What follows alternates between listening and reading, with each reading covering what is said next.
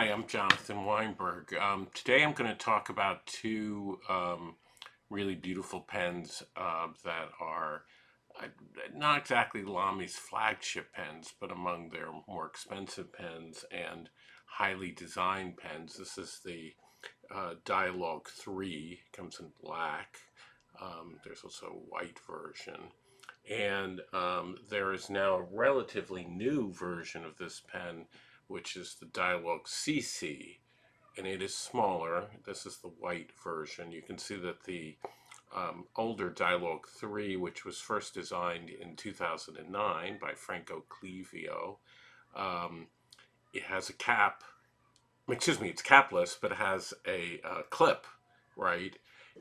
One of the unusual design features of the Lamy Dialog 3 is the way in which the clip very subtly goes back into the pen when the nib comes out. I don't know if you can see this, but let's see. See, it comes out a little bit like it's like an airplane. It's going to take off, and then when the nib comes out, the clip goes back into the pen. So that's a very nice, elegant feature. And the smaller version, the CC version, which I think came out about a year ago, doesn't have a clip, but it has a rest stop, so when it doesn't roll off your desk, and it is considerably smaller. Both, however, are actually quite heavy pens. Franco Clevio is one of the sort of great designers of the late 20th century into the 21st century. He's really interesting in terms of his sort of design theory. He loves to collect all kinds of beautifully designed objects, scissors, umbrellas, glasses. They don't have to be by famous designers. They may be things that he finds in a flea market. And he says actually that he was originally inspired to design pens by a pen that he found, I think, in an antique store from 1910. Probably, it sounds to me like it was a kind of safety pen, a pen where the nib comes in and out. And he also says that he has a whole collection of pens and uses fountain pens. He's somebody who loves to draw and always designs by drawing by hand. So I think that's very interesting. So he's somebody who uses fountain pens. Now, in the case of the Dialog 3, he had already designed the Pico, which is not a fountain pen for Lamy, but when it came to designing the Dialog 3, he was given the task of doing a capless pen.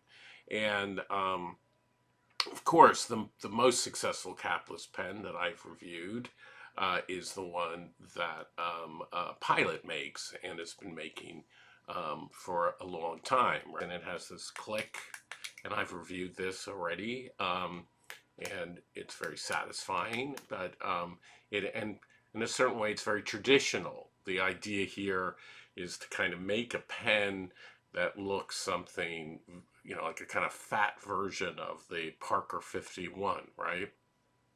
Or even a ballpoint pen. And it's very satisfying. It works very well. It's very reliable, and therefore is probably it's certainly the most popular of the so-called Vanishing Point pens. So what happens when you get a new designer like Franco Clevio, excuse me, to come up with a design for something like this? Well, he decided that he didn't like the click and the push button. He came up with the idea that the pen should turn to open. You could see that instead of clicking, it turns, and also it's silent, which is nice in a meeting. You don't have to be clicking. There's a tendency when you have a Pilot capless pen to be constantly clicking it. This is very silent and quiet. But in order to do this wonderful thing, it's really quite complex mechanism inside the pen that is far more complex, I think, and more expensive and heavier than the way in which the Pilot pen does this magical feat. The pen is also expensive because it has a gold nib, right? So that also makes it very expensive. But that's true too of the Pilot. The Pilot Vanishing Point, it depends on how you get it, tends to be, around, it can be as expensive as $200, but if you get it through a Japanese dealer or even on Amazon, you often can get them. I've gotten one for around $100, as a matter of fact. And it also has an 18K nib in it, but it's very narrow and thin, so I don't think there's a tremendous amount of gold being used on it. This is a nib that looks like a standard Lamy nib. And it tends to be that this nib that can in fact fit on a safari pen, it doesn't mean that all the nibs that do that are exactly the same, and even the gold nibs are customized for particular pens, but they're very similar. And I have to say again with this pen that I find that the gold nib is okay. But it doesn't seem that different to me than the metal nib that's on a Safari. It's not hugely flexy, or even bouncy. It's fine. It's fine. But what's cool about this pen is the way it opens and closes. It's really cool in that sense. A huge difference, really, with these pens isn't so much on the way in which the point comes in and out. That's what people tend to emphasize, but is the fact that the section is so wide in the Dialog pen. This doesn't come to a kind of point the way the Vanishing Point does, and that is what makes it, I think, somewhat difficult to write with. In general, fountain pens, the section is much more narrower than the barrel, but that is not the case here. And so I think that is a peculiar design conceit to do that. It's interesting to compare this to the Apple Pencil, which came out much later, 2015, and you could say, well, this is, I think, a brilliantly designed writing utensil, but there's a huge difference is how much more narrow this is. Basically, they were thinking of a literal pencil, right? And lighter, so that it doesn't bother you that it is this simple form. It doesn't taper at what would be the section in a more traditional fountain pen. It's just about the lightness of the pen. This is it's almost twice as wide, and it's so heavy. That said, another aspect of Lamy design, a kind of desire, and even though I find the pen to be not so great to write with, there's something about both of these pens that is so alluring, and it has a kind of sensuousness, and the feel of the materials and the weight and the luxury of it makes it a very appealing object, so that even though I don't want to use it to write with for a huge long time, I do really enjoy these pens. I enjoy opening and closing them. That's part of the thing. There's something really very satisfying about this, the way they open and close, and the materiality of it. The material of it is really beautiful. It's beautifully made, the way it lines up. Everything about it is for me, a very appealing object of design. And I think it's great for writing short notes, or now the slider version of the pen is obviously going to be more comfortable from that standpoint, but it's still quite heavy. It still makes my hand hurt after a while. And also I think the actual nib is not anywhere as nice as the Lamy 2000. So this is it's a mixed bag in terms of the pen, in terms of its ergonomics. Um, a lot of pen reviewers are very, very hard on the pen. I I enjoy it. I think that if you're a fountain pen collector and there's how many pens are you going to want that just look exactly the same, this is something that's very, very different and it has a certain appeal. They're expensive. The Dialog 3 lists for over $300, and this is around the same, maybe a little lower price.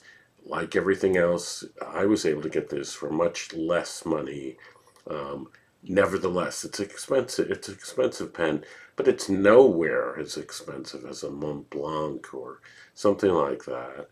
And it has this incredible, I think, elegance and beauty to it as an object. So that's something you have to keep in mind. But if you're thinking of a pen that's an everyday writer, I think it's not. It's not. Neither of these pens are great for that.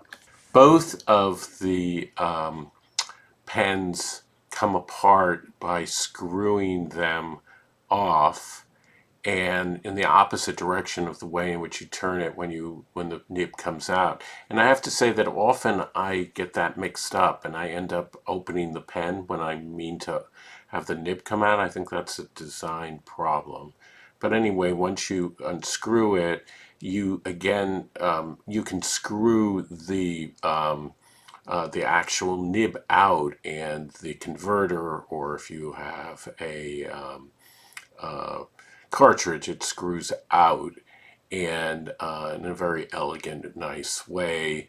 And it's all done in a way that is very intuitive in terms of how you then fill it. You have to fill the pen by putting the nib and the converter into the ink and then cleaning that off and putting it back in. But it's all very intuitive. It's not confusing and it's all beautifully crafted. It feels like it's made out of very expensive material and it isn't going to break easily. In fact, I feel that in some ways it seems better crafted than the Pilot.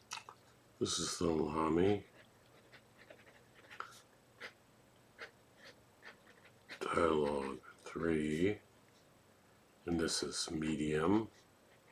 It has Waterman Absolute Brown in it.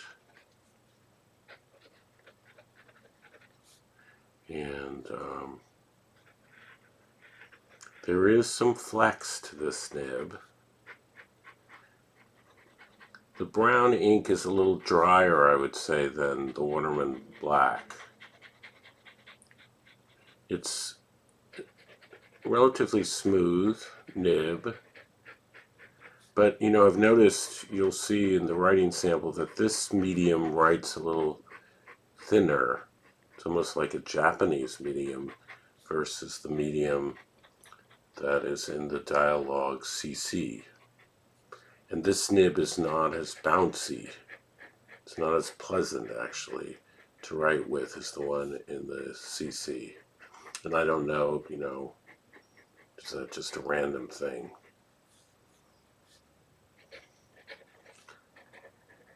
Quick brown fox jumps over the lazy dog.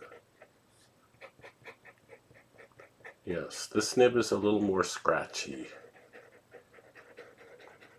And the pen itself is very, very heavy. So even now, writing this very little amount makes my hand feel tired.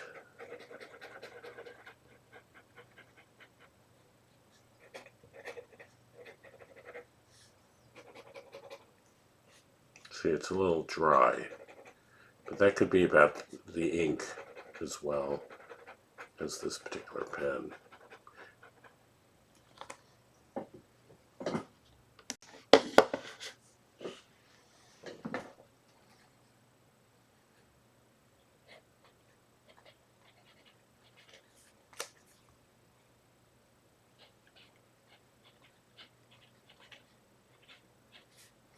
This is a medium nib, 14 karat.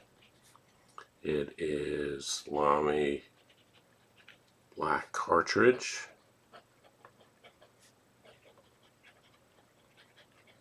And the nib is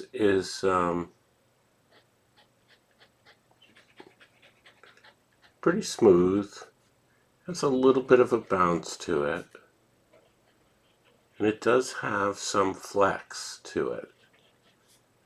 It's not a, and I wouldn't push it too much. But it is actually nice. This is actually one of the nicer versions of the Lamy 14 karat nib.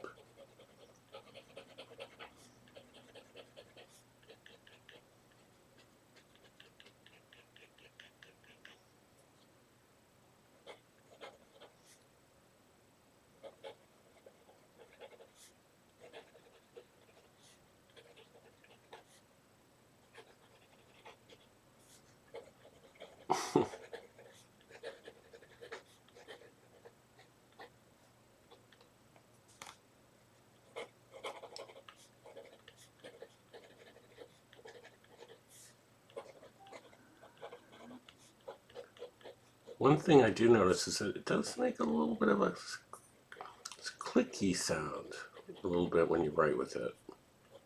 And it is lighter than the Dialog 3, so it's a little easier to hold in the hand, but it's not, my hand isn't happy with it still. It's still heavy, it's too fat. Those are the problems with it as a writing instrument.